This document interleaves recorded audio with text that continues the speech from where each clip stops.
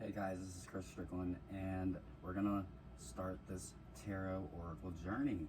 But there's a quick story of how I got into all of this. Before the age of 14, I didn't believe anything supernatural, spiritual, anything like that. I did have some strange experiences growing up, but nothing, that I could prove or took seriously. So if you didn't know this about me, my oldest brother Paul committed suicide in 2004. I was 14 and he was 20. And like I said, I didn't have one spiritual bone in my body. Or if I did, I just didn't understand it. So quick note about Paul. Paul loved LSU football, purple and gold, yellow, whatever, everywhere. Those were his colors. Also, my other brother and my dad are all huge LSU fans. And shortly after he died, I started seeing the colors, purple and yellow, everywhere. And I just thought it was really odd that I never saw these colors like consistently before. So that was very strange to me. It was almost like everything I dealt with physically, if I would turn my back, like it would arrange itself. Okay, for example, I was doing laundry one day and my mother buys burgundy, black, white hangers, classy colored hangers, I guess. We didn't buy like tacky colors. And I had this normal routine of doing my laundry.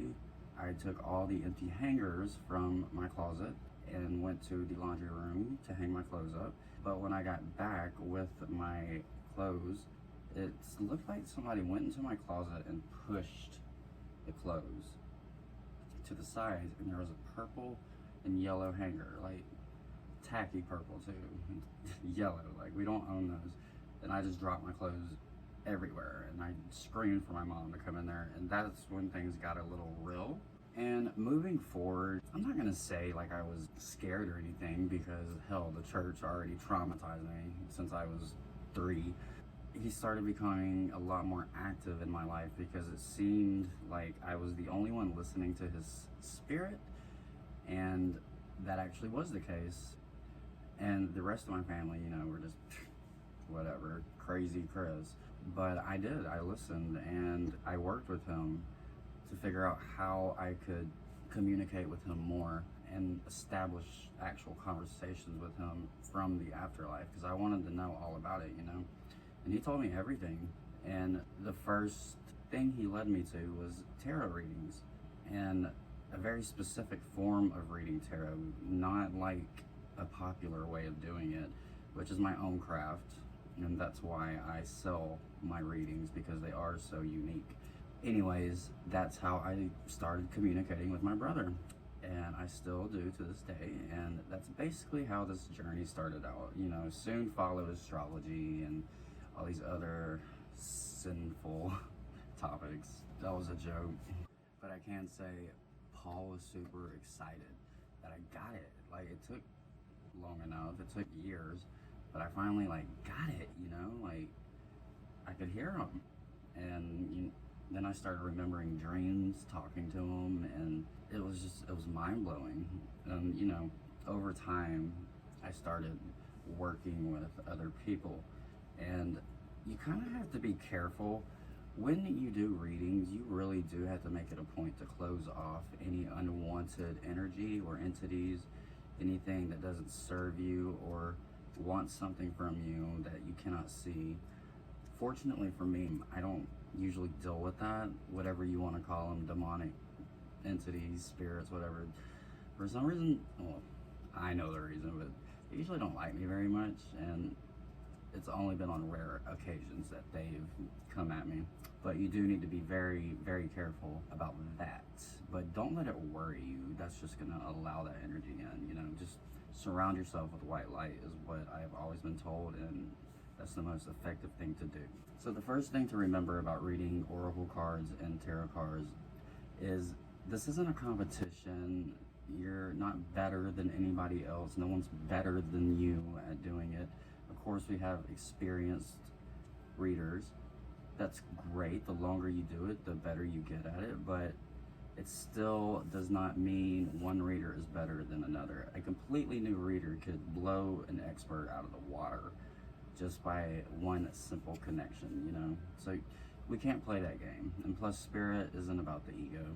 So the first step we're gonna take is igniting your intuition, your psychic abilities, the clairs, and we'll get to the clairs in a minute, but these are gonna be activities like meditation. If meditation isn't for you, yoga works wonders. Chanting's really cool. Just whatever, going on walks, just whatever grounds you. You know, you want to be grounded before you step into this, I guess you could say, dimensional shift to where you're communicating with spirits you cannot see.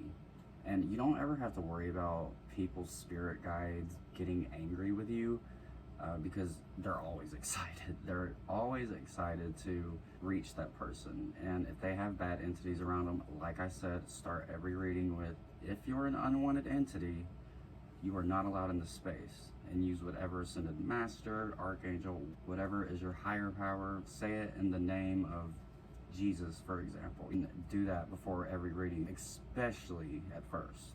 So psychics and mediums and tarot reading and whatnot, you know, it's always been kind of frowned upon because there's no like science behind it. All we have, I guess what the normal people say, we have a great imagination. I don't believe that to be the case. I just think they're missing something, and that's okay. I mean, put yourself in their shoes. How would you react to somebody claiming to speak to beings that aren't there, that you can't see? Sounds crazy, right? So igniting your intuition. This can be really frustrating. Learning tarot especially, and even oracle cards, it can be extremely frustrating. Hell, it was frustrating for me for the first few years because I felt like I needed to get it down. And the more I pressured myself to learn, it's like the less I know about it. It's so interchangeable for different people. Like the Empress could mean one thing for one person and mean something completely different for another person. Like you cannot judge. It's all about, do you connect with the client?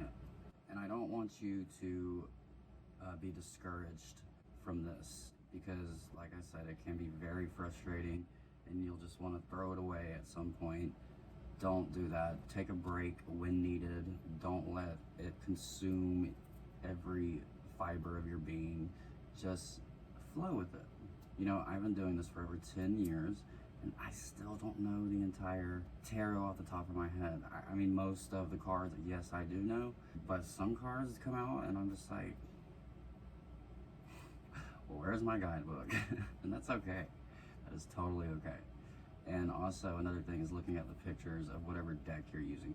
A lot of people say you can't buy a tarot deck. First of all, let me just put this out there. Whatever rules you hear about reading tarot or oracle, like a certain way of doing it, is bullshit, okay? They want you to believe these things because this is the way they did them. Kind of like how I'm teaching this class, except I'm gonna let you do it how you want to. I just want to help people access the spiritual realm easier. So the key to knowing that a tarot reading means what it means is for you to take your time, consistently practice. Intentions are everything. The way I do my readings are very specific. I dare another tarot reader to tell me that's not right, that's not what that means, you know, because it's like, this is my language, I never taught you. So, you know, I have my own little connection with spirits and spirit guides, and this is how we do it, and they understand that, and that's nobody else's business. I don't mean to brag or anything, but in over 10 years, I've never had a bad reading, never had a bad review. I've had people, maybe a couple people, you know, turn their nose up, just not wanting to hear it, because they will tell you things that you may not be ready to hear. And here's the thing, you're gonna have a lot of clients that don't really believe in the readings, and they feel like it's a game, and they wanna just entertain you and be like, yeah, show me what you got, and then like hear their life story and all their secrets being pulled out, and they're like, okay, you're crazy. That will happen from time to time. Don't take it personal. Yeah, the basic thing I just want everyone to know is all readers have different methods. And if that method feels right to you, that method is right. So now let's take a look at the clairs, the 5 modes of intuition, and it's basically just the 5 senses. Everybody's heard, I believe, of clairvoyance. This is where you can see an image or a scene in your third eye. Clairsentience is like this knowing in your gut, a feeling of, or sensing something. I'm actually very good at this one. And there's 3 clairs that people don't really hear about a lot, and that's clairaudience. That's when you hear a sound, a word, or a phrase in your head.